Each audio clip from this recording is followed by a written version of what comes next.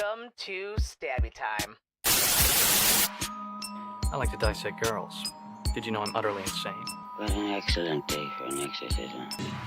It's all true. The boogeyman is real, and you found him. He's sick. He's seen one too many.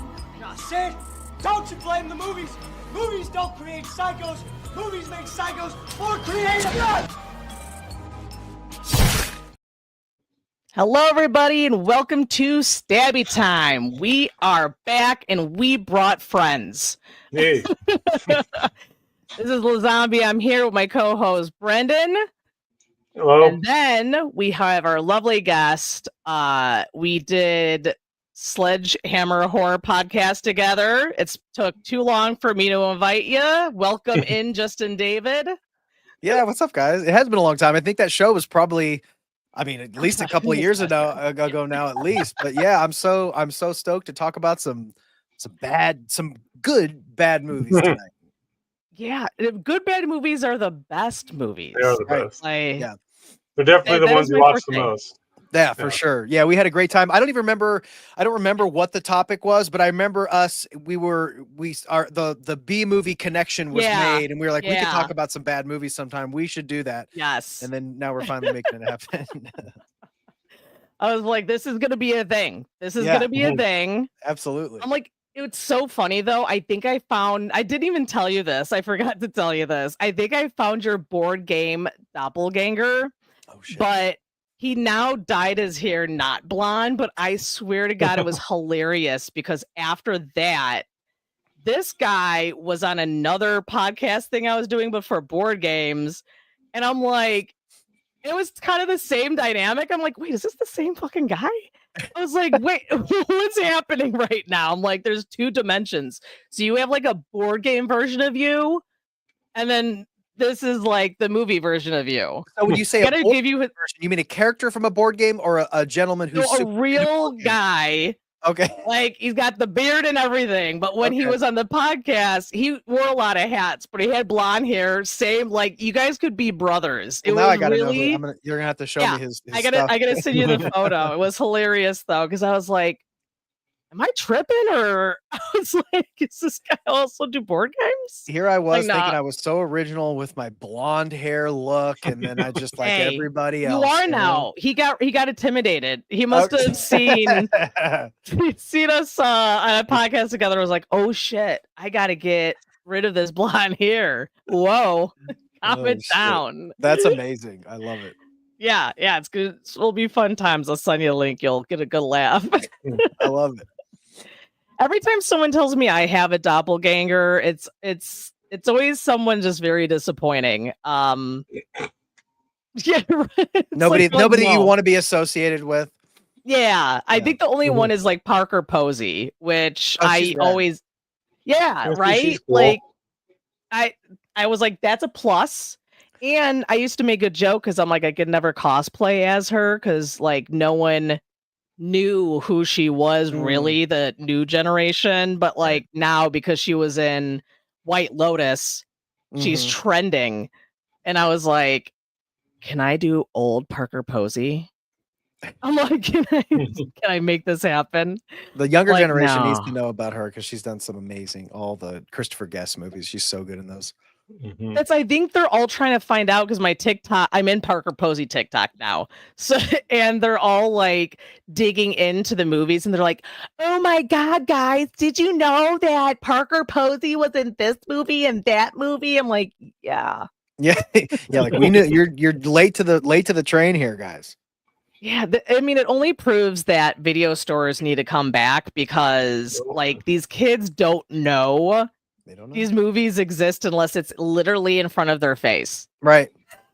I know. It's a goddamn shame is what it is. Bring them back. You might as well. Fuck it. If we're gonna bring things back, let's bring back video stores. Right. VHS. But the closest thing we got is the library. You can rent movies from the library. That's about as close as we got. Oh, if you want to rent a beat up Marvel DVD, I think I'm like emotionally scarred from like sleeping over at friends' houses and them being the like anti Best Buy house, like them being the let's get the movie at the library house, and I'm just like, this No is gonna thanks. fucking suck. The selection gonna isn't get the great, but worst it's free. movies. Yeah, they're like, let's go get Mary Poppins. I'm like, great. Let's go. Mary Poppins, never seen that one. Yeah, it was you never want to be that house. You want to be the pizza house, you know? Make it a Blockbuster night house. Yes, exactly. Oh, if Blockbuster was a thing, still, I'd be spending so much money. But we brought you on here to talk about, of course, our top 5 B horror. I think we all did our due diligence in making sure no one is going to have any repeats. God, this is going to be interesting because it also, like we were talking a little bit about before, like, you know, what does define a B movie? Yeah. Is it a personal thing? Is it if it was made by a studio and it got a theatrical release, does that cancel it out? Like, what is it only something that was released on, you know, straight to video store? Like, what, you know, what? And there's no rule because you Google, we Googled it and it said multiple. It said all of that. It said it could be low budget, but like Society, did I leave it on? Maybe I'll take it off. I'll do an honorable mention. Society is one of my favorite B horror movies, but it had a $40 million price tag on it, which is insane. That was the budget of Society, was 40 mil? Yeah, maybe it was like the amount of lube they had to buy. Yeah, just get everyone moist. That is crazy. But yeah, that's what I was doing. Like, is such and such a B movie? Yes, it is a B movie, and then it gives you the AI generated thing, and it's a B movie because of this. Low budget special effects at the time represented blah blah. You know, they give you all that analytical stuff, and it's like, I guess that makes sense, but you know, or if it'll say it's not a B movie because of this, but that may just be like a normie who says, "Ooh, what is that B movie shit?" But to us, it's like a classic. You know what I mean? It's a very interesting conversation, but I think you guys are right. I think it's fuck it. It's our personal choices. Exactly. You know what I mean?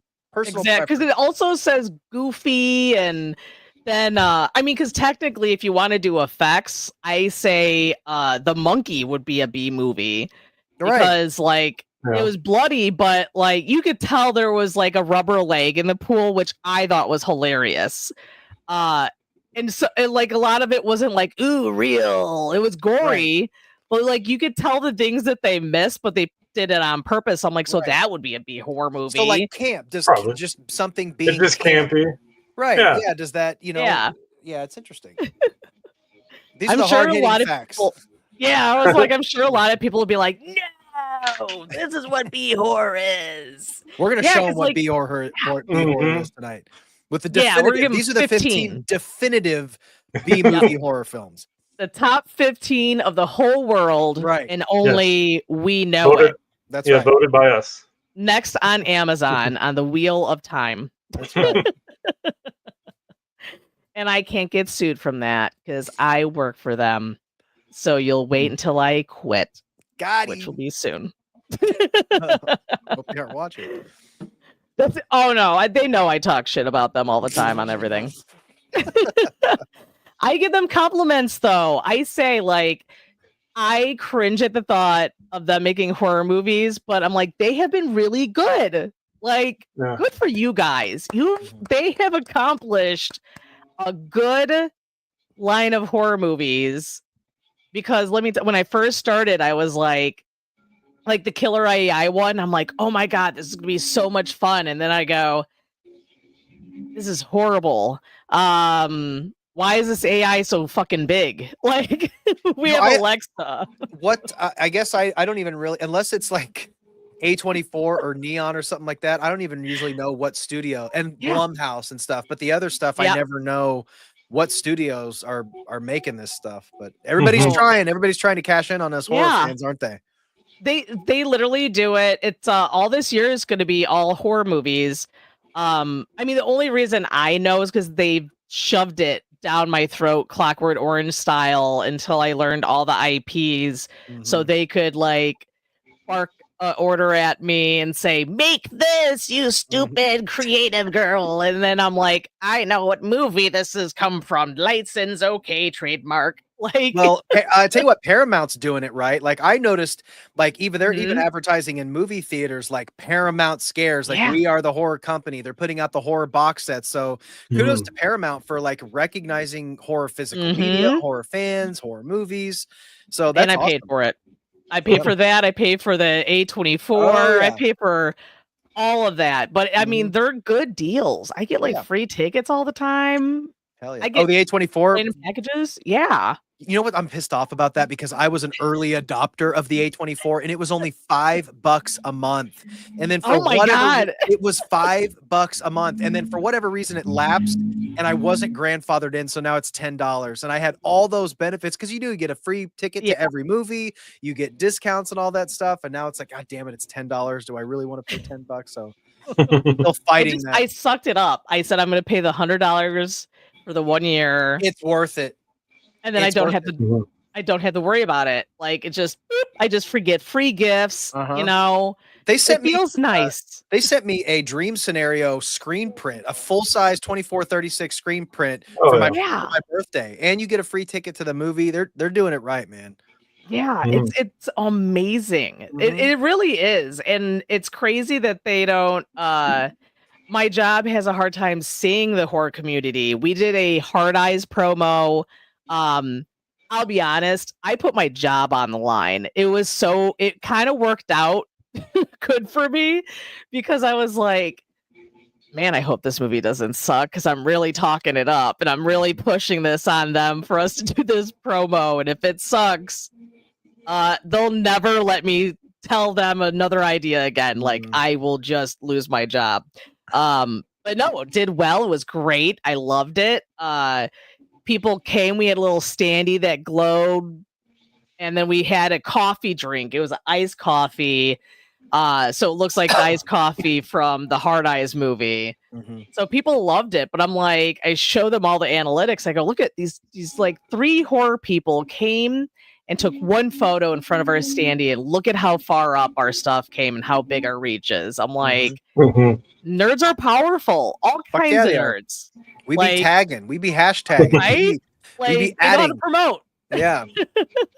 If you literally take care of the nerds, they'll always take care of you. That's right. Because we always have money somewhere. Like we make it happen, don't we? Even when we don't have it.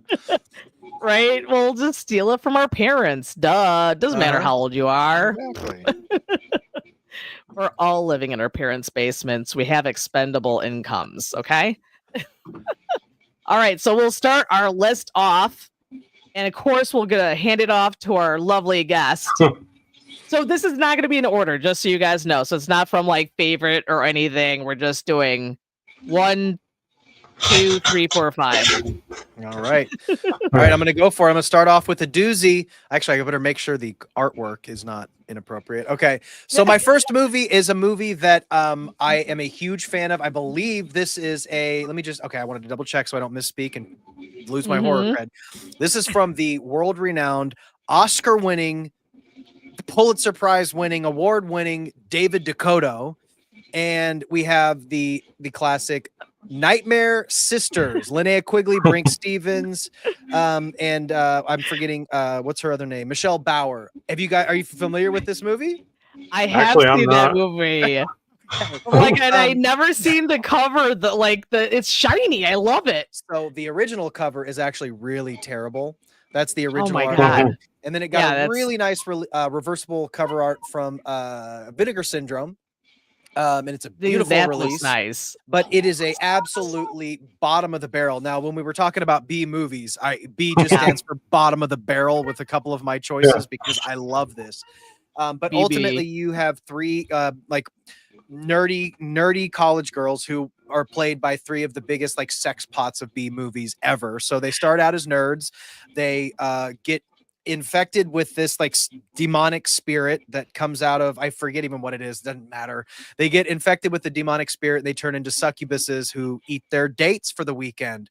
But really it's a vehicle for them to be naked for pretty much like 90% of the movie. These super long, like uncut static scenes of them just standing there. But I'm a huge Linnea Quigley fan. I think she's amazing and she is so adorable in this role. They're all great. It's a garbage movie, but god damn it, it's fun. Nightmare Sisters. I loved it. I don't know what I was watching it on. I want to say I watched it on like Shudder. It was like one of those movies where I saw it and I'm like, let me click on this. Like I haven't seen this movie. And I was like, this is a fun time. Also, I don't mind watching a bunch of 80s slow montage naked women walking around murdering people. Right. I was like, hey, up my alley. Yeah, same. Totally same. All right, Brendan, we're gonna pass it on to you. So I mean, it's probably good because I can segue right off of his. But mine, I also like the 80s naked ladies. No, it's funny because I did sorority babes of the Slime Ball. Oh yeah. So Lindley Quigley's also in that. Hell yeah. But it's just like every time I watch it, it's like the goofiest movie that makes no sense. It's like you just have like a bunch of sorority girls that like do this ritual pledge to have their boyfriends or whoever go steal this trophy from a bowling alley. They go and do it, and then the trophies has an imp inside it. So they unleash this imp, and the imp grants them wishes, but of course they don't go the way they want. And then so they wish for whatever they wish, and then they just die. And it's just, and once there's lots of just random nudity, everyone just hanging out. Simple plot. Just naked and dead. It's super goofy. And I wish they had it, but I don't really collect physical media. But the poster for it's so good.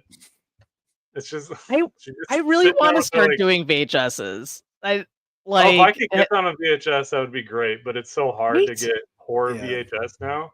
Yeah, especially those cult titles. I think they just you can even find it.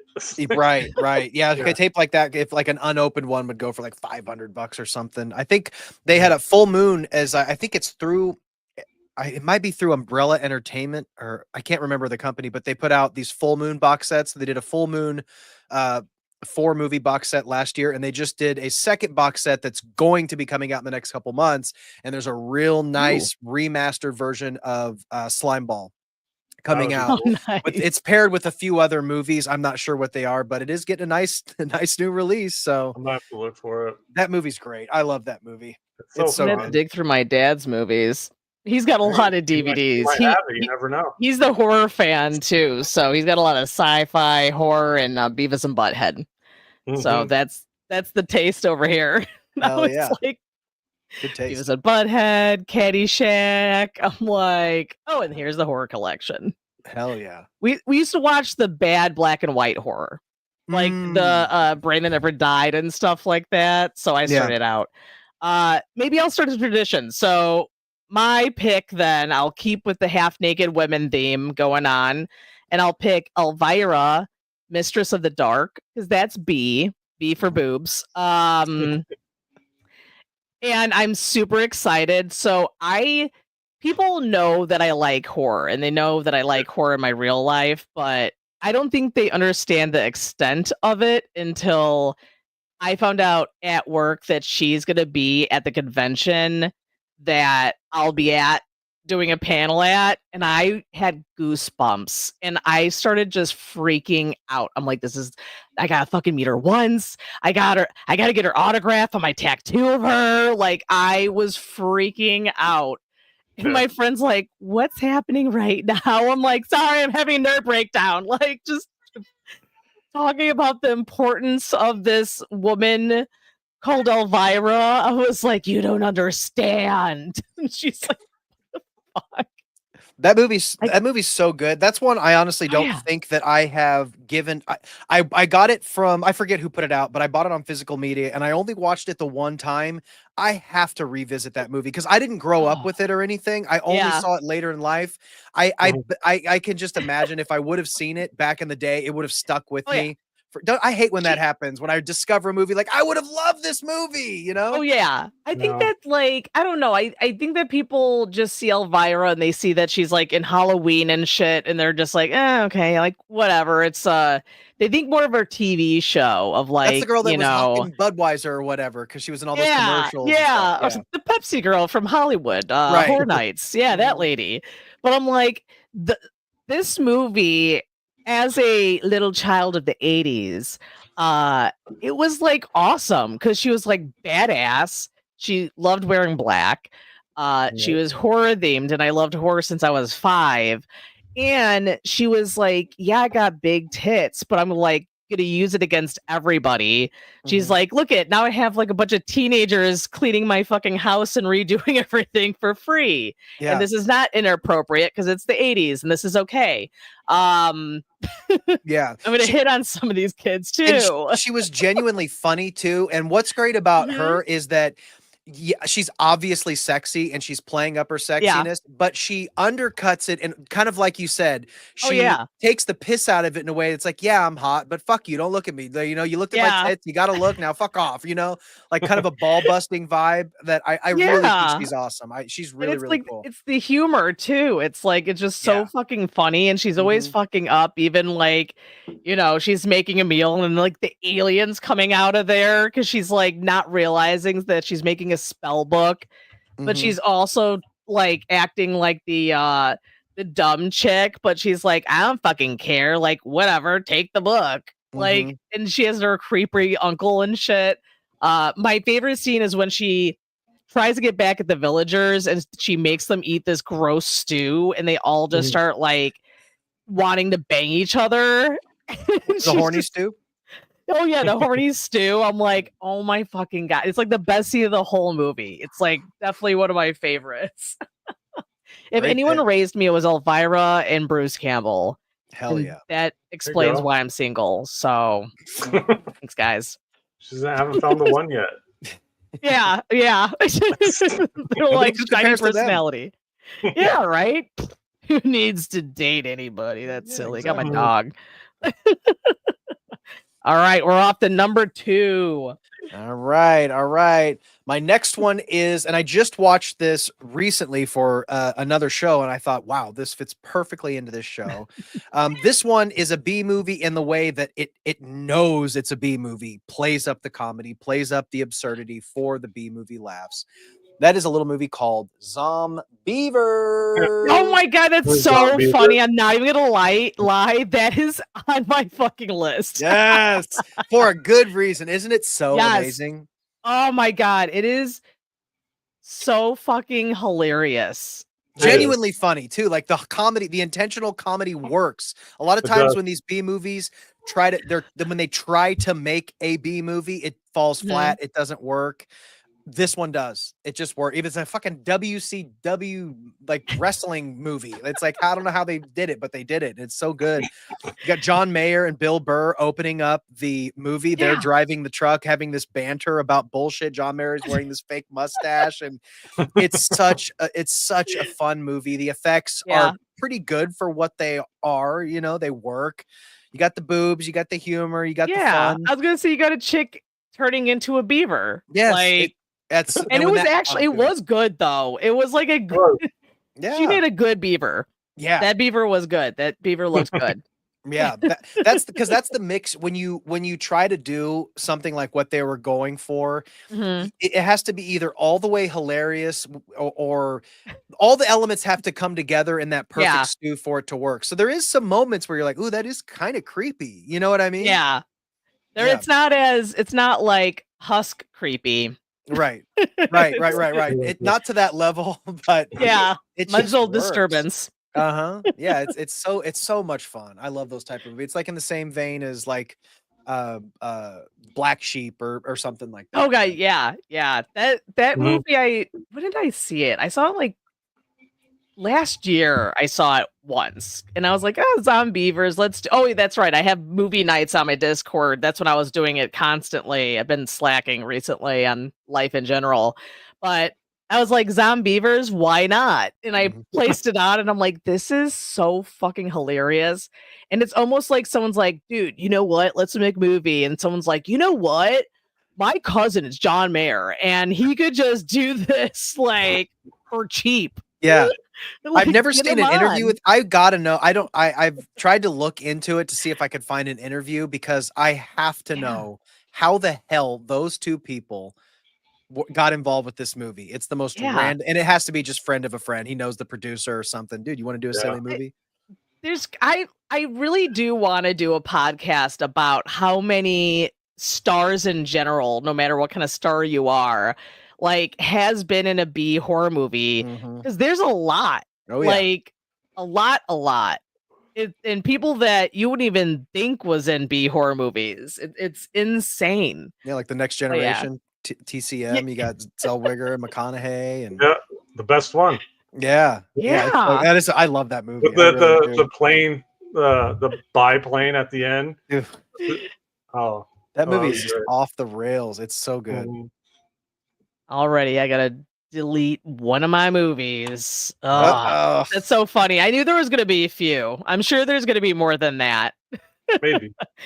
Because I try to keep it even, you know, more mainstream, and then I feel like they're mainstream to me though, but probably just someone who's watches just normal horror, they're like, I never heard of this shit. Exactly. Yeah.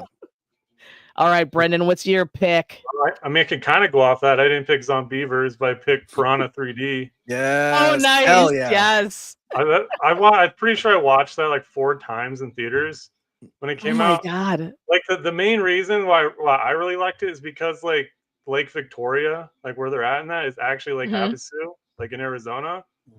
So I know like all the locations they're at in that movie. And it's just funny to think. So like every time I would go there, it's like, oh, I wonder if there's piranhas here in some random ass trench that opens up. But hey, but it's just piranhas are scary. It is, but like watching that's like, to me, that's like a perfect horror movie because it has exactly everything you would expect in a horror movie. It's got random ass cameos. It's got a lot of blood, a lot of boobs. It's just like cameos. It's like you have fucking Richard Dreyfuss at the beginning inside a tiny ass boat. God, that's right. He is in that. Yeah, that's the funniest cameo that would. It's like a throwaway. Another person's uncle or cousin. Because it's like, of all people to die in a tiny ass boat, it's Richard Dreyfuss. That's incredible. Isn't Christopher Lloyd in that movie too? Yeah, Christopher Lloyd's in it. That's crazy. Adam Scott. Like Adam Scott's one of the people that die at the beginning when the trench opens up. Eli Roth. How do you get all these people? It's just that's what I think. Like what you were talking about when you're talking about Zombievers, like John Mayer and shit. It's like I think Adam Scott is one of those people. Yeah, that just love to just show up in horror movies, like in Monkey. He was at the beginning for no reason. Yep. He's like, oh, you want to just show up in the movie just to throw up some exposition really quick? Here. Sure. Like, whatever. Hey, that's a fun job. Like, what do you do? I'm just gonna randomly be in a movie for 2 seconds to see what happens. Yeah, it's just like but Piranha, it's like you have like the porn star cameos, you have Jerry O'Connell just being a complete dick the whole time. I love that dude. And like anytime, like it's rare the word even comes up. Anytime someone says mutiny, I just think of that scene where he's talking about that mutiny, and then he goes over and gets his dick bit off by Piranha. But you know what? Everyone's gotta appreciate all the B horror movies and all the dicks that get beaten and eaten off constantly. It's usually a dick is getting destroyed, or you mentioned in a random movie star or porn star. There's always like a random porn star that's in one too. Or like if there's puppets, the puppets are always somehow having sex with a human being. Like there's B horror rules, okay, that we got to stick with. There's bullet points that everyone has to hit. You know what I mean? Yeah. They're like, thank God we have this. That's more of Ving Rhames. I'm sure everybody's seen these movies. The Ving Rhames scene where they're eating his legs as he's killing him. Is that one? Yeah. God, I need to rewatch that movie. Yeah, because that's the thing I like about Piranha. It literally is that bullet point. It hits every single thing you would expect in a horror movie. Yeah. It's just like, Bro, it got to the point, like when I did buy it, like that was the movie I'd put on in the background when I clean or like reorganize the house. I would just put on Piranha. Hell yeah. So You can't go I'm like, wrong. what the fuck are you watching? My comfort film. What are you talking It about? Yeah, is Hey, piranhas scare the shit out of me. I half grew up in Florida, and I feel like that's all I really have to say. Someone owned a piranha, and like Oh my in God. their house in a fish tank, and they would just like hook meat up, and then they would just like be fucking eating it. Yeah, Yeah. I That'd be was kind like, of sick though. That'd be kind of sick to watch. I was like, what if that fish tank breaks? Like, what the fuck do you do then? Because it was like next to like where he had like a studio, so it was like next to his bed. I'm like, if that thing breaks, like you're fucked. You Like, should use it, put it as the headboard, a piranha fish tank headboard, and if it breaks out, it eats your face while you sleep. yeah, there you that'll wake you go. up. I'm sure that's a kink somewhere. Someone's paying $100 for that. They're like, come on, baby. Well, here, I'll match the whole animal thing we're going with. My pick is gonna be Llamageddon. Oh, I've never seen that. Fucking Oh my god. Llamageddon. I don't even think I've heard of that. Llamageddon. And Oh, I yeah, have yeah. shown this on my Discord like 5 times to people Bro. because it is so nice. I've actually made dates watch this movie. I don't know. This is another reason why I'm single. Like, I'm like, you want to see a good movie? Let's watch Llamageddon. And it is so bad. It's so good. There's like, it's a real llama, but they like Adobe Photoshop laser beams in its fucking eyes. So like, there'll be a scene where these people in like a hot tub, and you'll just see like a llama just chewing in the background, and they're like, whoa, an alien llama. And then they leave, and then you see like this fake hoof just like killing somebody.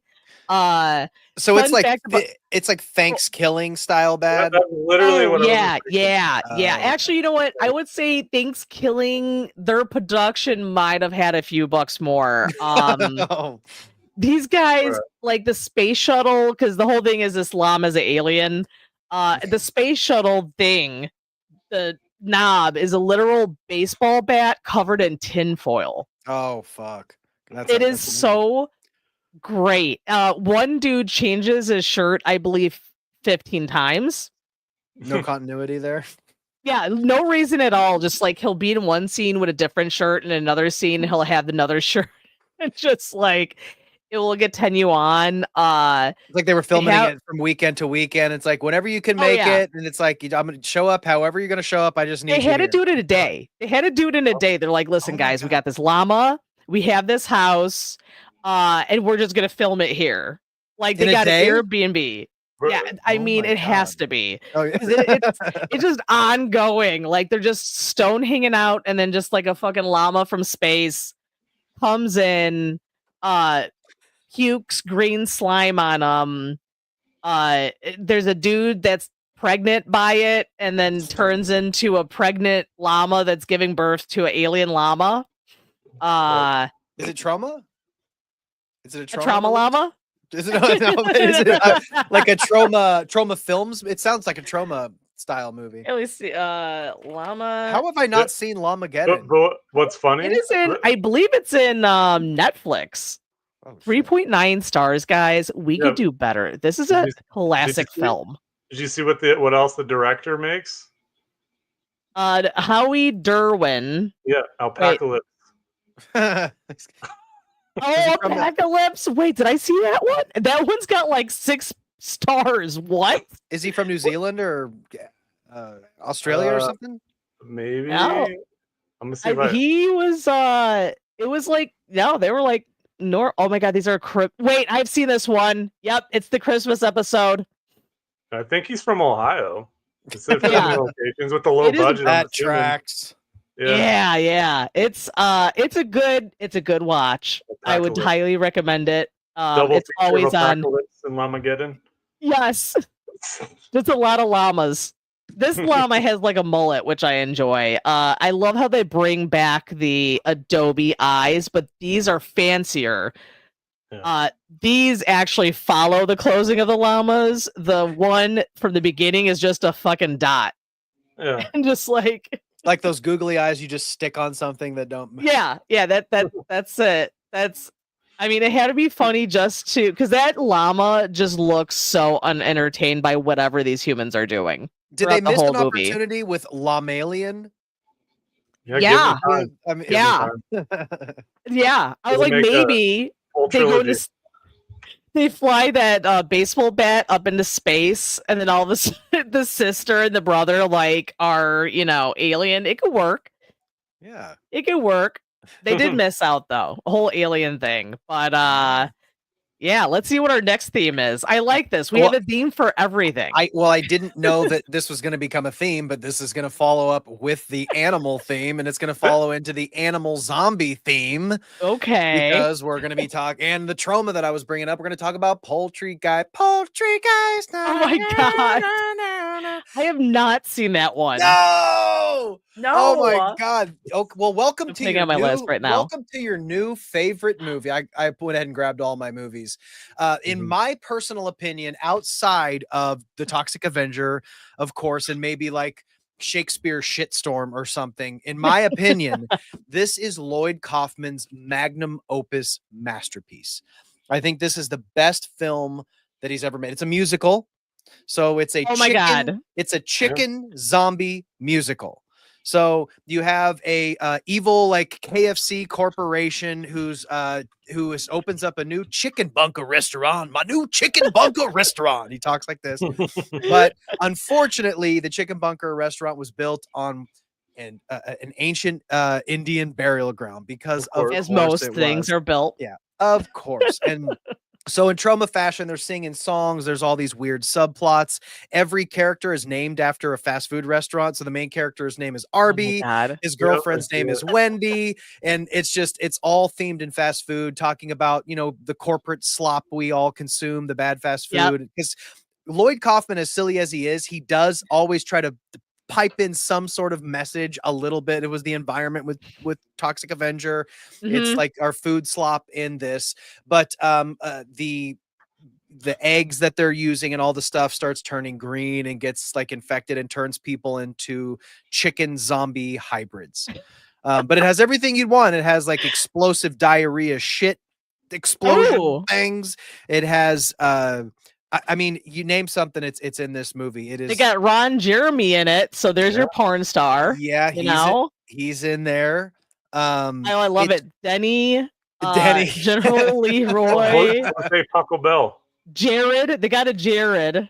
Oh yeah, there's some great. Now this one is like one of the more. I mean, it is pretty. I guess by today's standards, people watching this, if there's some pretty offensive shit in it. But it's kind of goes with the territory with trauma. But oh my God, I cannot recommend this enough. It's fucking amazing. I can't believe you guys haven't seen it. Yeah, I have not. I'm excited that I'm having it on my list right now. Yeah. It's so weird that this is the second time that something like this has been brought up, like something with apocalyptic chickens that turn in either zombies or something. Like my friend made a game called Chew. It's RPG, and it's something about like, chickens end up eating people and it's the apocalypse and shit like that. And someone told me about a book that's like that. I'm like, why is there so many zombie chickens? Are they telling us something? They have to outnumber us on the planet. So if they ever did decide to do an uprising, they could probably take us if they become like self-aware or something. Yeah. And I'm definitely afraid of birds. So they could just have me because I'll just sit there like, I can just pick out my eyes. And they're creepy. Birds they are can scary. Run around without a head for several minutes. That's creepy. Humans can too. Well, not several minutes. I think it's like 1 minute you can without a head. There's a story. Your nervous system. There's a story of a guy who had a farm and he had chickens and he lopped the head off of a chicken. And for some reason, wherever the sever was just at the perfect spot enough to where it didn't sever his like brain stem or whatever. Oh the my chicken God. lived for almost 2 years without a head. He would drop food down its gullet, and it's not like a conspiracy theory. You can look it up. It was a very famous ordeal. You can find pictures of it. This Oh my chicken God. without a head that survived for almost 2 years, and then it finally died. But yeah, so it's possible. So basically, what I'm saying is poultry could happen. Okay, it could happen. It could be a thing. Yeah, this is a warning. This is a warning to all of us. Okay. Yes, we have to watch it so we know how to defeat them. You'll love it, and the songs are funny. They're great. I love musicals too, so this is perfect. That's going on my list. You do double feature of like Little Shop of Horrors and Poultry Guys would just be like a perfect fucking double feature. Plants and poultry. Yeah, exactly. So good. But if I say PP night, people might think something else. But no, there is a little bit of a meme. Like if anybody has watched my stuff, I find a way to work. I've worked this movie into countless podcasts and videos. So it's rare to see me not talk about Poultrygeist. I'm very passionate when it comes to Poultrygeist. You're their #1 promoter. I am. I need to. Lloyd owes me like give me a free Blu-ray or something. I've had this DVD for like 20 years. Right? If only. All right, Brendan, what's next on your list? Well, I'm gonna ruin the theme, unfortunately. No more animals. Wah, wah, wah. Okay. Brendan. Well, my next one's Nightmare Beach. I've never seen that one. Mainly because like the poster for that has always been like one of my all-time like favorite movie posters. And it's like super simple, but it's like a dude like with a motorcycle helmet, and you see him putting his hand over a girl's mouth. And it's very like synonymous with like synthwave. Yeah, but they changed the backdrop to more purple. Oh, John Saxton's in it. Nice. Yeah, but it's a pretty simple slasher plot. Like I'm pretty sure Spring Break. It could have been summer. I don't remember, but Spring Break. Like Welcome to Spring Break. Yeah, there's this like leader of a motorcycle gang that ended up dying, and then just all this other bullshit happened, and then you find out there's this motorcycle killer that's going around just killing people. You don't really know why, but then you find out like it's a guy killing like anyone he deems like a sinner. So essentially anyone on Spring Break. America. There's like this peeping Tom. He's just killing everyone. He used like piano wire. He used a motorcycle. It's very 80s, which I love. Oh, it's very 80s. It's fantastic. Very, very 80s. Yeah, but yeah, it's definitely B horror movie. It's definitely underrated. I don't know how many people really have gone out of their way to see it, but like I said, the poster alone, it's fantastic. I'm putting that crazy. I just realized Kino Lorber, a distributor, put out that I own that movie. I own that. I'm realizing that's one of the many movies that I've just blind bought. That's a Kino Lorber title, and I own that movie, and I haven't watched it. Damn, it's worth it. It's a fun one. I need to quit being a fucking poser and watch the movies that I buy. Yeah, I mean, there was a movie I watched when I was a little girl, and I can't remember the name of it. And I just remember there were like these grandmothers that turned into zombies. Rabid Grannies. Is that it? Is it? Let me see. I think there might. I think it might be Rabid Grannies, which I think is a trauma title. That could be. Like my. I can't imagine there's too many unless it's like Dead Alive or something. Right. Everyone writes about the zombie grannies. 1988. It's near the. Yep. Is that it? Definitely it. Yeah, that was it. Man, what the fuck was my parents showing me? That's my dad. This is my dad's fault. He showed you Rabid Grannies when you were a kid? That's fucking sick. So I was born in 1981. So when he showed me this, it just came out into like rentable. So had to be like 9 when I saw this. That's another one that Vinegar Syndrome gave the most beautiful it has this amazing lenticular cover. It's so cool. I was like, wait a minute. I'm like, yeah, this is it. I was like, what the fuck is happening with this? I was 5 when I watched my first horror movies, so like nothing really affected me at this point. Explains a lot in my life. Give you your passion. Yeah, it did. It it's my moneymaker. And what's funny is I could watch every horror movie, people getting everything cut off. The one thing that made me cry was there was a movie that had a dinosaur squishing Bambi in a cartoon, and I cried. Oh my god! I could watch so many people get murdered, and I could care less. What the hell movie was that? choosing Was Bambi. it an animated horror movie? No, it was actually like in the beginning of a movie. And Interesting. it had to be another weird horror movie since apparently that's like, it's either this or Cheech and Chong. Like that's what I lived off of. I'm curious to know what scene depicts a dinosaur killing Bambi. Yeah. I feel like I found out and then I forgot again. I'm going to have to look it up. It's like my because I remember it because I remember my mom being like, I told you not that much like these movies. And then I remember telling my mom like, no. It's not the movie. I just didn't like dinosaur, killing Bambi. Like, I don't mind humans dying, Mom. Let me watch this movie. Lame. Yeah, what the hell is that?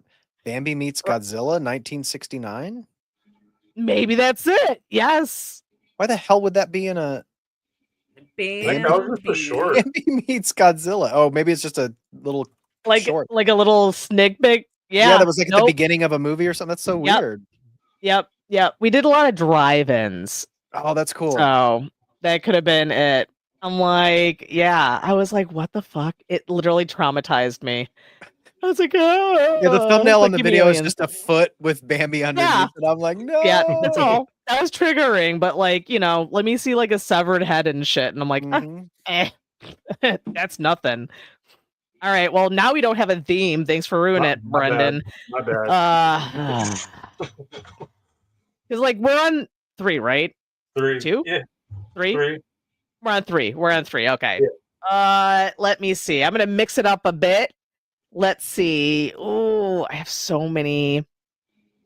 I will do an honorable mention of Thanksgiving because we've mentioned Thanksgiving before. Perfect movie.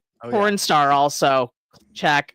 And just like the gravy flavored extra small condom. Funny. And also the part of the turkey where he rips off the dude's face and all of a sudden the face shrink-a-dinks and it's just the size of the turkey head. But in reality, it would have been like a whole fucking face. Great movie. But my next pick will have to be The Stuff. Nice. I'm making money off of it anyways, because I make marshmallow fluff called The Stuff.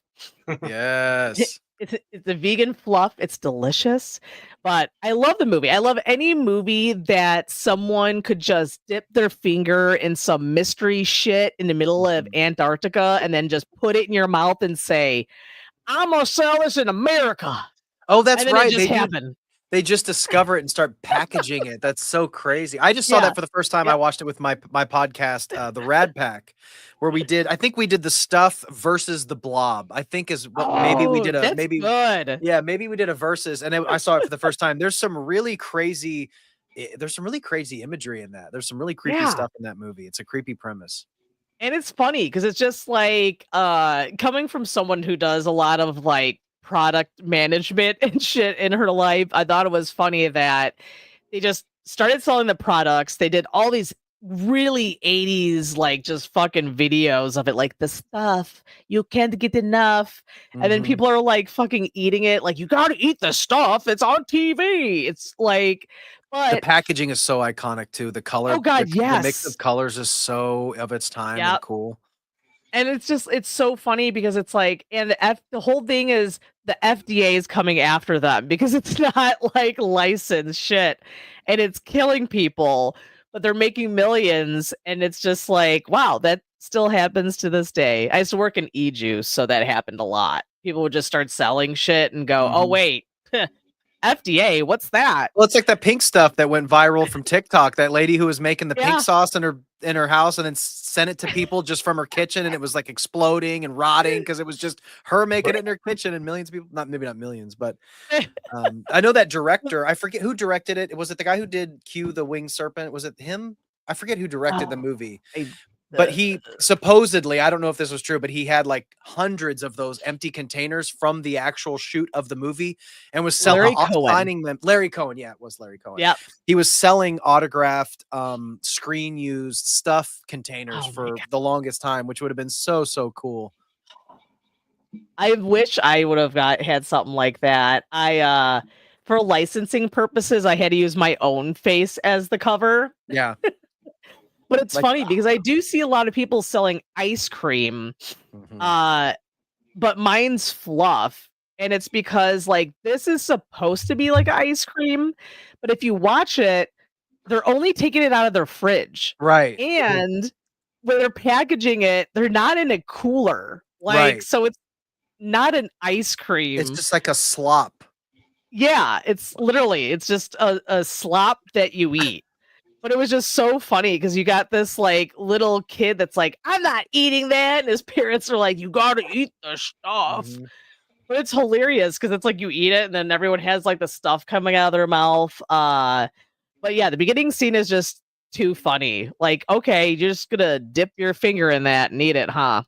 Must taste good. Yeah, not a care in the world if that's poison or I don't know, poop. Alien jizz Bro. or whatever the fuck Yeah. it is. Aliens are like, that's humans taking it like a champ. He's swallowing. That's As usually aliens do, you know. Of course, we all know this. All right, we're off to number 4. All right, my pick is I won't do a big introduction. Everybody knows this one. Now, this is the one where I had to Google and I was like, is this a B movie? But it's got to be a B movie, right? This isn't some mainstream shit. This is my personal favorite of the whole Return of the Living. I mean, you're not really counting Rave to the Grave and 4 and 5. But out of the original trilogy, I do believe this is, I think it's my favorite. It's such a good, genuine love story. The performances are good. The story's great. I love the fact that they didn't just once again repeat the exact same thing. Yeah. We got a different story. We have Brian Usna directing. And they did, and that iconic, I don't have any tattoos, but I one day my life's goal is to get Julie in that iconic pose tattooed because that reveal scene is just so dope. She is so badass in that movie. The effects are amazing. I think it's Screaming Mad George did some of the effects, and you have, Brian Usna directing. It turns into like an effects showcase towards the end. It's great. I love it. It's so good. You can't go wrong with just any kind of Living Dead movie. Oh yeah. They're classics, you know? Yeah. They're Halloween classics too, and all year round classics. Yeah, I don't know. I want to see them in a movie there. Which one?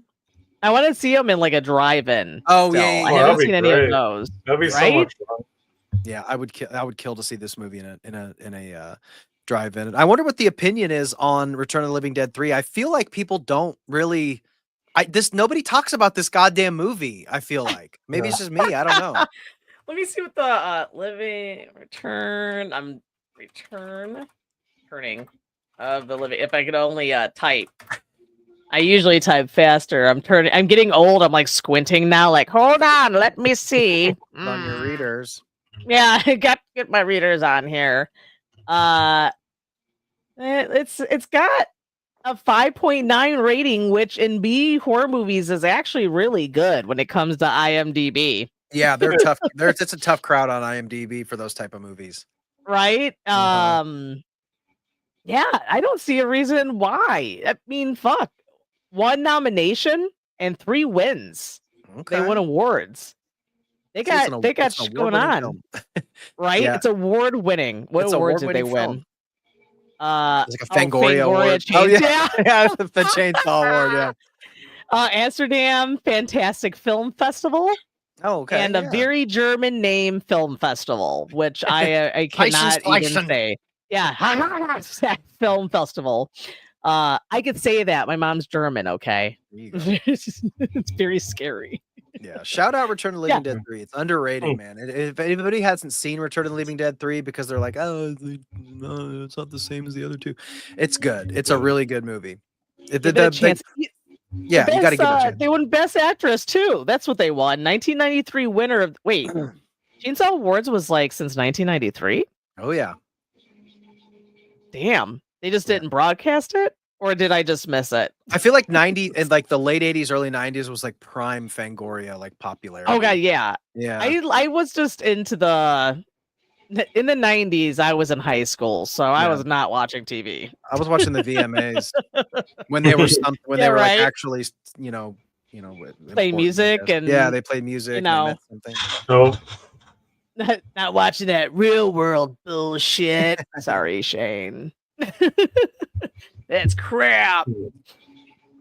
Well, that's a good pick. Brandon, what's your are you going with the theme? Are you doing zombies? No zombies. But pretty much most of mine besides Prawn are all slashers. That's part for the course. But yeah. No, my number 4 is The Final Girls in 2015. Oh yeah. Great movie. The movie's so good. Mm-hmm. It's like it's obviously a parody, but it's super campy.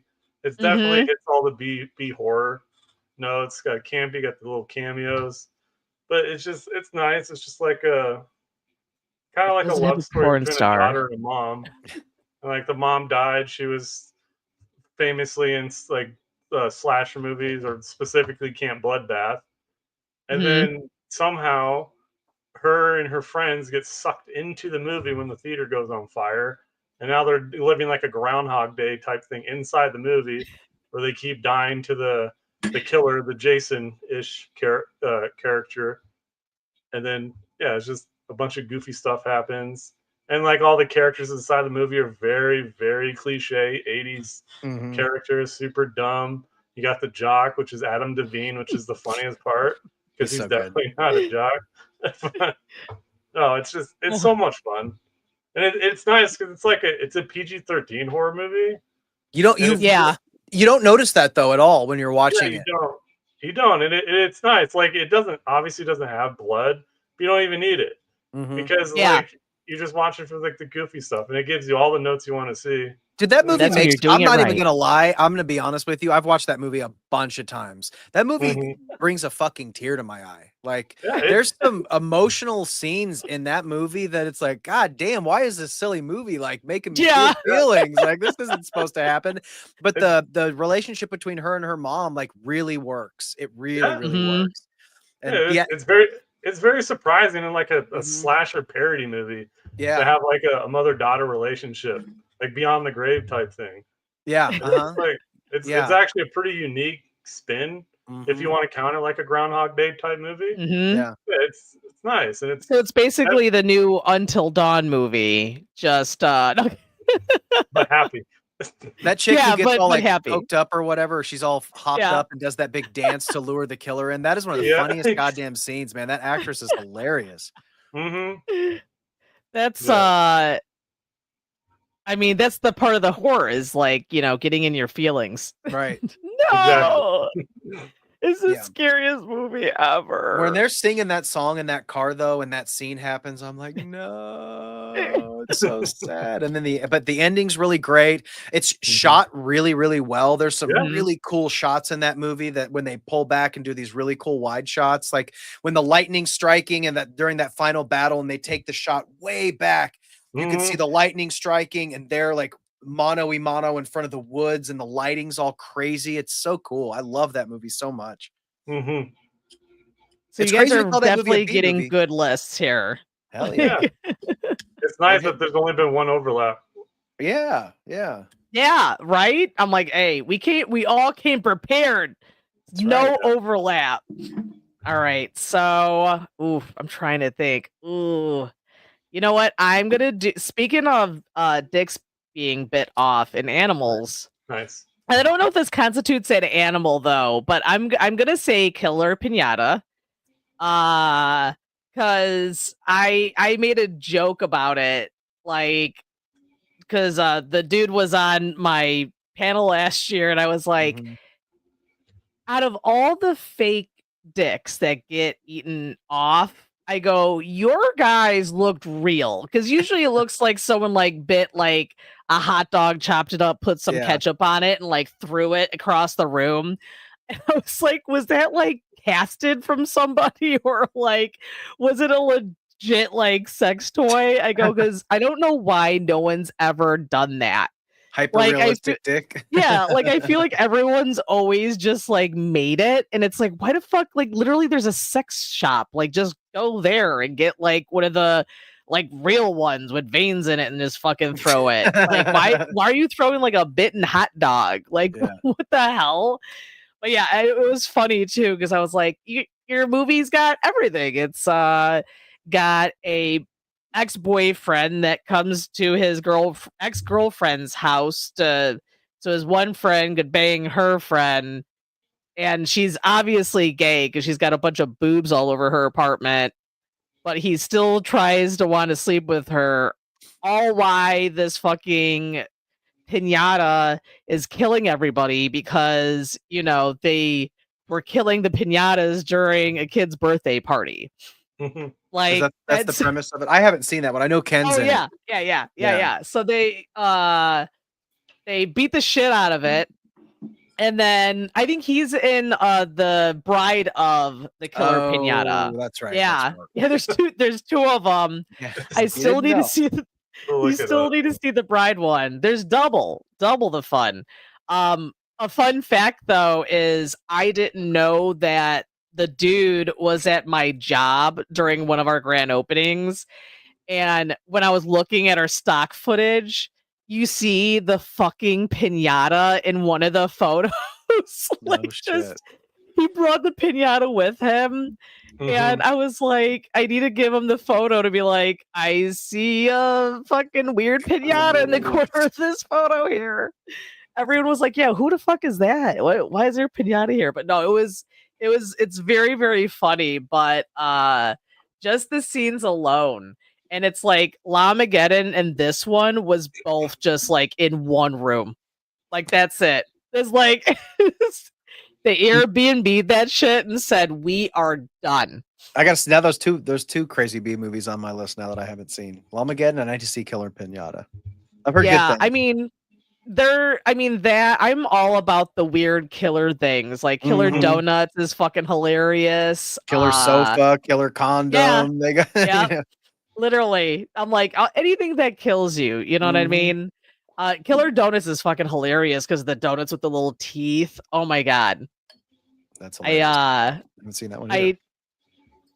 That one's fucking that one's funny. That one is also in like a one location kind of ordeal, but that's got to be on my list. I actually watched that several times before I met him, and then I showed it on my Discord. Because then I watched Caro Hell. If you want a good laugh, Caro Hell is good. It's a killer carousel. Oh so god, Caro Hell. Oh my god, dude. Yeah.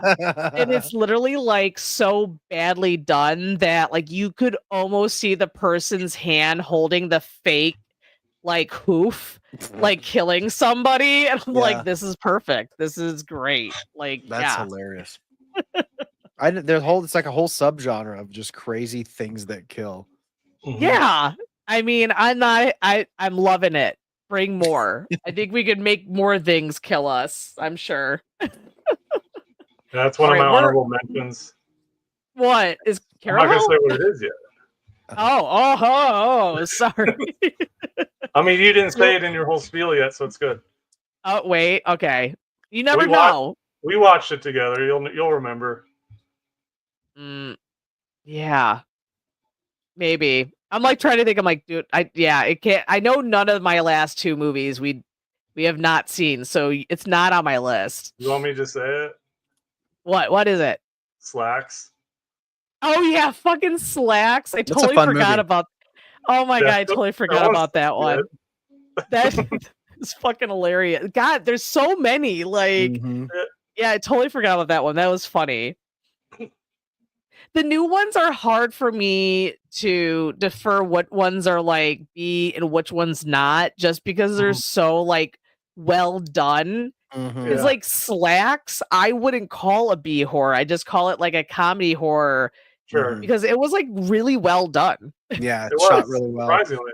Yeah. The effects are pretty decent. And then just the how they made however they animated the jeans, like it was like you believe, respectful to the movie, you kind of believe it. You know, it works. Yeah, it works. It really does. All right, so we're up to 4 now. So now, if I could be wrong, but I believe I've done 4, and this would be my number. Okay, so 1. 5. Yeah, wrong okay, 5. so number 1. Yeah, I'm like, hold on, did I miss something? Which one did you just do? Who, me? I did The stuff. No, Killer Pinata. That's right. It was Killer Pinata. Now let's start to blend together. When the ADHD kicks in. Right. For all right. For my last one, I think this is one of the ones that, I mean, technically it is a B movie, but I think this is a masterpiece. I think this is Frank Henenlotter's best movie, and that is Brain Damage. Oh God, I love that movie. Oh God, it's so amazing. I have yeah, you can't see him, but I have a little Aylmer replica back there. He's my God. Right there. You can kind of see him back there. He's hi, Brian. I love this movie. It's so dreamlike and surreal. Yeah. The performances are good. This movie just has such a vibe to it, you know? It's so good. I remember when I first heard of it, I was like, what the fuck is this movie? Because I love gore. Anything that makes me cringy. So this movie was amazing. Also, it kind of makes me feel like I was watching this movie when I was also watching like Reanimator. I feel like it was all like kind of like that kind of genre or that kind of vibe. I was really digging at that point. I feel like even Basket Case even had that little, I don't know, it feels like it's all been filmed in the same area. Sure. Well, yeah, that's the same director, Basket Case. Yeah. Oh, Frank yeah. Frankenhooker. Yeah, Frankenhooker, Basket Case. He was shooting all these movies like just guerrilla style in New York. They feel so grimy. Yeah. Yeah, they're really grimy, like the 42nd Street, New York, fucking 80s shit. That's so dope. But the effects are good for what they are. The Aylmer character, it's just all around a great movie. The soundtrack's fantastic. It's got a really good kind of synth soundtrack, and the old school horror host, for whatever reason, had to go uncredited or something. I feel there's a story behind the voice actor behind Aylmer. That's weird, but I can't imagine it being anybody else, you know? Yeah, no, that it's a classic. It's a very it's a good one. I can't even believe I didn't think about that one. I had Brain Damage when I was making this list. It's tough. These 5, especially when it's just 5, it's really hard to narrow them down. You got to kind of pick your vibe at the moment. Yeah, that's I mean, and of course with the whole like, you know, figuring out what B horror is, it's like, ooh, do I go mainstream, high, like budget? Like, what do you do? Yeah. All right, what's your golden ticket there, Brendan? Well, mine, it's probably always going to be one of my favorites, but Slumber Party Massacre 2. Yes. Yes. Yeah. It's like it's so far off from the original when it comes to a sequel. Like it's nothing to connect it. And it's just like instead of just like a typical just slasher, because that's what the original was, it's just a dude with a drill. This one, I mean, it's a dude with a drill, but now his drill's on a guitar and he's a demon. He's a demon that gets summoned during a slumber party, and he has a full-on musical number. Yeah. In the dream state, it's like, what the fuck is this? It's like, it's so much fun. Like, I have the poster, like, I have it framed up in my room. It's just like one of my all-time favorites. That's one of the most iconic movie posters. Am I crazy? Did you say Sleepaway Camp at first? Or did I hear? No. For some reason, I heard Sleepaway Camp 2 at first. I did.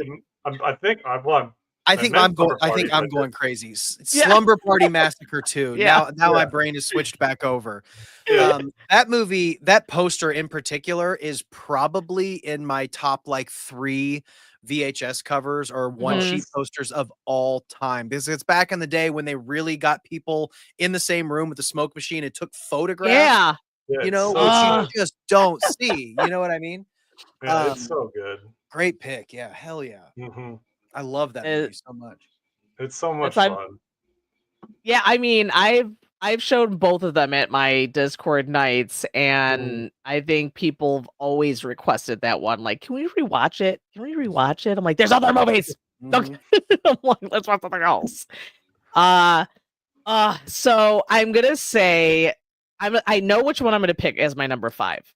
Yeah. But I am going to do another honorable mention. I'm going to say the Puppet Master movies because, hello, we have like, you know, you can't be a miniature Nazi puppet with a screw head that is walking about 1 second per millimeter, and someone just sitting there being like, it's like just get up, just do this, just fucking just swipe it, just swipe the little fucker and then run away. Or like they got like the I love the fucking leech girl where she's just sitting there for like an hour going Yeah. it's like just walk out of the way. Just it's like these guys are very easy to kill, just like walk out of the way, and she's just sitting there still going I'm like, what the fuck? Everyone's having a conversation. I'm like, you don't hear someone gagging up above you. Just like the guy with the big hands. Like, I mean, it's so fucking funny. I love the Joker puppet. When I was like a teenager, I thought he was like funny because he sounded like Mr. Beam. He's like, ho ho ho. Yeah, and the 6-shooter guy I always thought was really cool. Oh yeah. He was probably the coolest of any of them. Yeah. He was just like chilling there, just happy to be there. You know, everyone else was just either gagging or fucking. You know who? Charles Band has a website where he sells he's always hawking shit, just selling all kinds of shit. But he regularly sells those replicas, like full scale replicas of all those things. But I'm like, God, I wish I could have all of them. But they're a couple $100 a piece. But they're so freaking cool.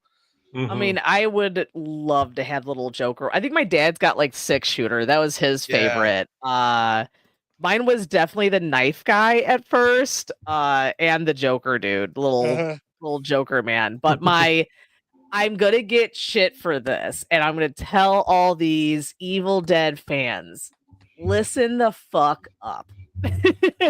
As an Ash cosplayer, I feel like, you know, I've lived inside Ash. I've been Ash, and let me tell you, I know everyone's gonna give me shit about picking this movie, but it's Army of Darkness because it's got the best fucking lines to repeat. No one's really. I mean, we got the lines that we repeat with Evil Dead, but I mean the stock of funny fucking lines in that movie, you can't. And I'll be honest, I was a kid, a very small child, and that's what got me into Evil Dead. Like, I was so obsessed with Army of Darkness as a kid. I'd watch it on repeat, and then someone blew my mind and was like, you know, there's sequels to this. And I'm like, wait, what? Yeah. And I was like, what? They're like, there's 2 movies, actually. I'm like, get the fuck out of here. And they're like, Evil Dead. So that I watched my Evil Dead. But I mean, Army of Darkness will always be one of my favorites. Just because it's so fucking stupid. It's so funny. It's like a Three Stooges fucking thing. Yeah. Literally. It's like, whoop, whoop, whoop. Like, I mean, it's just so fucking funny. And I feel like that movie, though, really kind of made people like of mainstream movies go to watch Evil Dead. Just like I did. Because like that was the movie I watched, and then I went to the Evil Dead thing. But it's got really fucking hilarious lines, like, and yeah, it's a great movie. But so many people give me shit about it because they're like, it's not Evil Dead, okay? The craftsmanship in that movie alone, like with the matte painting backgrounds and the stop motion and Bruce Campbell, skeletons? Come on. I mean, the beating and like what it took for Bruce Campbell to finish that movie. If you ever listen to the commentaries and stuff, like, that's the reason he didn't want to fucking do that shit anymore. It was just too fucking much, you know? Luckily, we got Ash versus Evil Dead, but yeah, that was a brutal movie to make, and I think they did a good job of it. They did. So it's amazing. It's actually one of the movies that got me into wanting to do FX makeup.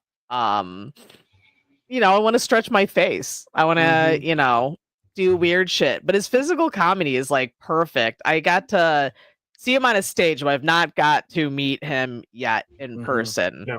He is my next on my list. If I see Elvira and him, then I'm done. I don't give a shit who I meet, honestly. He definitely does a lot of conventions. Yeah, he doesn't really do a lot of Chicago ones, which he's literally, I believe, in Michigan. So, like, what the fuck, Bruce? Yeah, come on, man.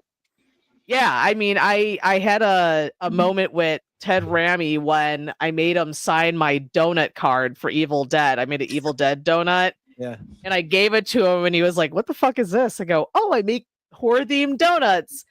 I did not tell him what I named this donut this whole time. I just said it was an Evil Dead themed donut. And things got funny yet weird when he was like, "Oh my God, that's amazing." He's like, "You know what? You should send me your donuts, like the Evil Dead donuts, and I'll, eat it and show people on my like Instagram." He was like a sweetheart. And then his, I believe, assistant or agent was next to him. And I go, "Oh my God, that'd be so great." I'm like, "You could be eating the Ash's Blue Balls," because that's what they're called, because they're blue puree donuts. You could eat Ash's Blue Balls on stream. And he just like literally stopped and it was just like had the face of like, I just fucking walked into that, didn't I? Did you ever get him to him? No, I haven't. I messaged him. He's been in every fucking convention lately. Yeah, And he's a busy it dude. was, and especially now because it was like a year after Corey came out, his video game, which I was happy to inform him that I lost within, I think, 15 minutes of playing it. No, wait, it had to be like let's say 30 minutes to an hour. I fucking killed myself somehow. Like, I didn't even know he had a video game. Oh my God, yes. It's a story game. You could pick and choose. He's in it. It's really, really good. I'm just really bad at picking your story games when I'm on stream because people want to have a conversation about their day while I'm trying to pay attention to this story. And I made the wrong choice. And then all of a sudden, like, just mass murder happened on my screen. I was like, what the fuck just happened? And everyone died. And then there was the end credits. And I told him, I go, "I don't know what I did, but I will say that everyone got murdered proper very quickly." And he told me that he lost it earlier than I did. So I felt better about it. But yeah, I was laughing my ass off because I was like, yeah, I can't play those fucking games when I'm on stream. I can't concentrate on what the hell I'm doing. Well, someone's telling me about their sandwich they're eating. I'm like, yeah. And everyone's like dead. But you should check it out. It's really cool. Even if you're not into video games, it's almost like a movie. You get to pick your ending. It's like a choose your own adventure game. Like the old Nightmare VHS game or something like that. Night Trap? Yes. Night Trap or something. Yeah. Similar to that. That's cool. Yeah. Yeah. I had no idea it existed. The Quarry has Ted Raimi, David Arquette, Lynn Shay. Oh Ethan shit. Suplee. Yeah. Oh, it's called The Quarry? Yeah. Yeah. Okay. Cool. I think I have heard of that. Supermassive Games. It's the same ones that made Until Dawn. Yep. So and was it Bloomhouse is actually coming out with a video game. No shit. Couple. I think it's like four very different types of games. That dude knows how to make a buck, doesn't he? Right? I was like, I just filled out as soon as I found out, I filled out the form to be like one of the testers. I was like, hell yeah. I was like, I don't give a fuck what this is about. I just need it, please. Yeah, 100%. Yeah, I think it's that's Fear the Spotlight. That's what I did. I forgot the name of it. One's called, I mean, they are smart because like within their fucking Discord, they have all their movies and then there's like a chat within every movie and it's every movie that is a sequel to coming out. God damn. Yeah. Always be promoing. Right? I mean, it's amazing. Oh, they have Women in the Yard. We'll be reviewing that, but there's a funny part in that movie. It's weird to say that, but there's a funny part in that movie. I still haven't seen that one. I've heard good things. I've heard great things about that and Sinners. There's a couple of movies I really need to see. I feel like I have a really fucked up mind when I watch horror movies because every time I'm like, I love the movie. It was amazing. I really wish the ending was more fucked up. And the ending's already fucked up. For Sinners? But I was like, no, for Women in the Yard. Oh, okay. Yeah, I was like, we could make this worse. Like, I think Hereditary fucked with my brain to where I'm just like, Well, it's It could be frustrating worse. when a movie. Well, you kind of want a movie to either go all or nothing. Like The Substance knew exactly Yeah. where their audience Oh, was. They It fucking was went for it. perfect. Yeah, Yep. that's what I want to see. I want to, if it's a horror movie, make a fucking horror movie. You know what I mean? Exactly. Exactly. What was the one that I watched and I was like sadly just disappointed? It was Midsummer. Everyone hyped it up. They're like, man, it's gonna fuck you up. Like this movie is just it's just so horrible. Like, oh my god. And I'm sitting there like, okay. So I'm watching it with a group of friends, and I'm like waiting for this really messed up part. And like my two friends showing me this movie have never seen a horror movie. They don't really watch them. So during the movie, they're like, "What the fuck, Liz?" Because they have the scene where the girl goes in to the little hut where the kid is that draws shit, and I'm like, "They're gonna make her sleep with him and have babies." They're like, "What the fuck, Liz?" I was like, "You said this movie was messed up, so I'm just saying they're gonna like kidnap her, force her to have sex with this child, and then birth his weird drawing babies." She's like, "That's not the scary part of this movie." No, I'm like, oh, okay. So we're going about it, and I'm like, okay, like where is this fucking part? And then the ending comes, and I just like turn the TV off, and I go, that was the bad part. I go, her boyfriend was a dick. He deserved that. Like, what the fuck? She's like, no, but could you imagine him like not like he could feel it though, but he's like, he can't move. And I go, yeah, he also was like using his girlfriend that just had her whole fucking family die. And he's more concerned with his like, icky ex situation. I was like, I'm cool with him burning alive. Yeah. I go, what was scary? I'm like, I think the old people bashing on The Rock might have been more disturbing than that. Like, I think that's one of those movies where it catches the normies who it freaks them out, because it's like if a movie kind of like The Substance, but in a way that goes for it, where it catches the zeitgeist and gets people who normally wouldn't watch that type of movie watching that movie, and then it just fucking traumatizes them. I feel like that happened with Substance a lot. Like people are like, "Ooh, a new Demi Moore movie. This looks fun." This is they're like, they're like, like my parents watched The Substance, and it's like, what? Oh They have my God. no business watching that. They're not horror people. They have no, but Demi Moore was there, and there was the Oscars. So you're like, go downstairs. What are you? Turn that off right now. It's crazy. It's like my parents could never. My dad is a big movie buff, and he like sees the previews and all that shit before they come out. And I was like, you should really see The Substance. My dad's like, I don't want to see that shit. I don't want to. I was like, I mean, it's naked Demi Moore. I mean, I don't know why no one would want to see that. Yeah, I mean, like that was that was the first R-rated movie I ever saw in the theaters, because I paid for like The River Wild or something and snuck into strip tease. Right? Back in the day. Such a good movie. Oh, yeah. Gay Awakening. I was like, not straight. Yeah, it was so hot. That's literally I went on a big rampage when we reviewed it, because I was like, it is crazy about the hate she was getting. I go, she's fucking smoking. I wish when I get to that age, that I am that smoking. I feel like that was why she was like, I'm in the prime of my youth. I want to document this shit. Like, this movie seems fun. Like, fuck it. Yeah. Great. And I think it's really, really cool that she teamed up with Margot. Why? I'm having a brain fart. Molly. Not Margot. Yeah, Molly, Margaret right? Margaret I was like, because I love her mom. Like, her mom is amazing, and also she does not age.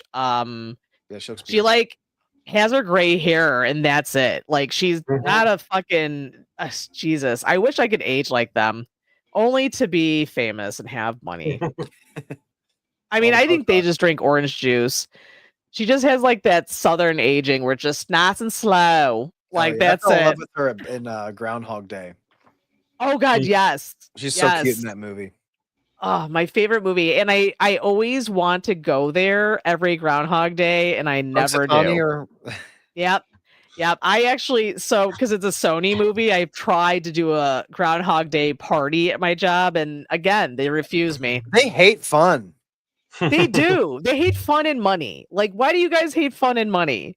If you want fun and money, hire me because I'll need a job soon. It sounds like they just don't understand. They only understand IP, but they don't understand nostalgia. It's a fucking powerful drug, man.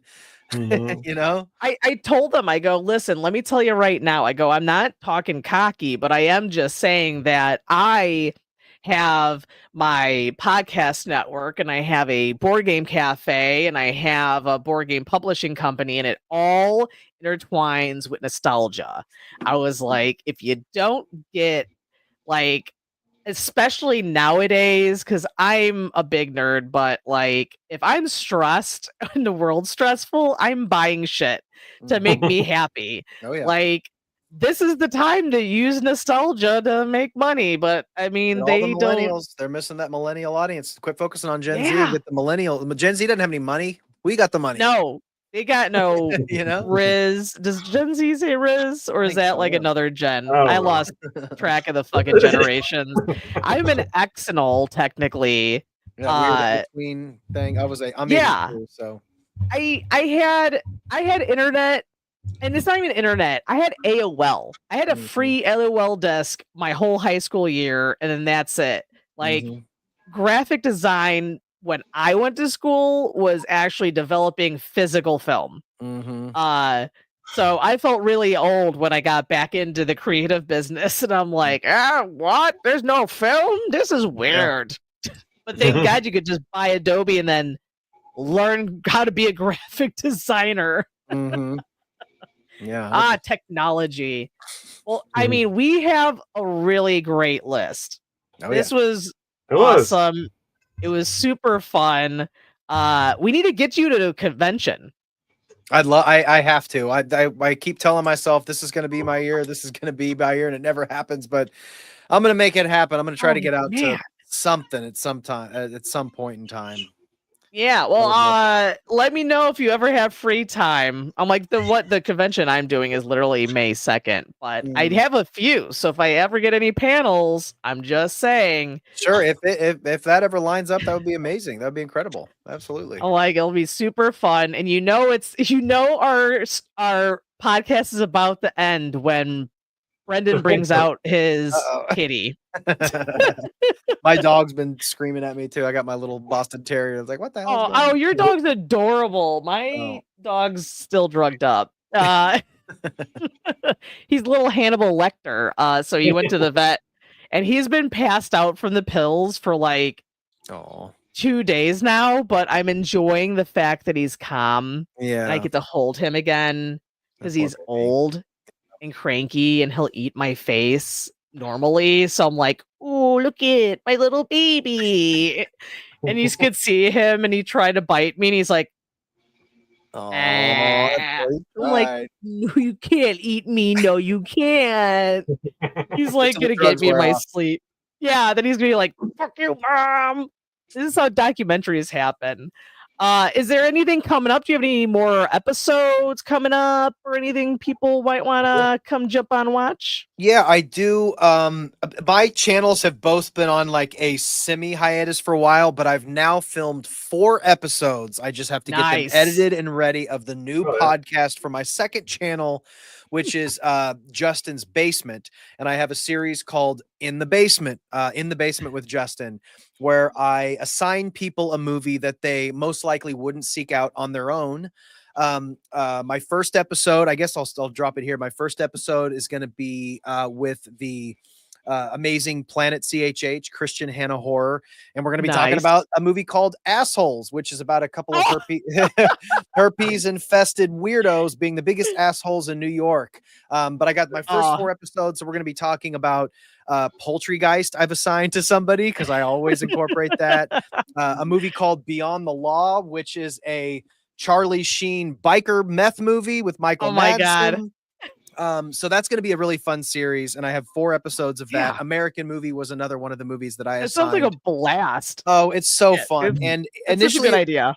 Yeah, well, I wanted to like at first I was like, let me do a show where I just torture people with movies that I know they're gonna hate. So there are a couple of those. Like Christian didn't love assholes, but that's what makes the conversation fun. And then my main channel, I guess, is JustinDavidTalks, which is I guess my commentary channel. I've done like I hate the term, but it's like, you know, like an expose kind of takedown video. I've done Tyler Henry, that fake medium that steals people's money. I've done Bill Murray, Victor Salva. I've done a lot of Corey Feldman stuff. So yeah, I saw that. I saw the Corey Feldman stuff. That the Corey Feldman cringe is very strong on JustinDavidTalks, and I have another video coming up on some of the most offensive commercials ever made. They're all from the 80s, and they're the most offensive, unbelievable commercials that you've ever seen. I'm also doing a video on like 80s video dating and stuff. So that's kind of a hodgepodge of different stuff. Nice. So yeah, JustinDavidTalks. And then I also have another podcast, a retro podcast with My Killer Podcast and Born to Be Rad. We are the Rad Pack. And we do one episode a month, and we have a member show. So 2 shows a month for the Rad Pack, and that it's its own channel, the Rad Pack Podcast. So that's it. I'm hoping now that I don't know.